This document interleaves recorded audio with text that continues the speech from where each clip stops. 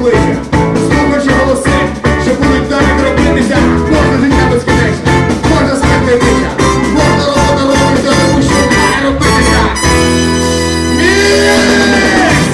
Міць! Тільки змогти людини, як на цього перегорнути наші з тобою звичайні та діти, тільки на небо їхні довкола. Скільки складки довкола, скільки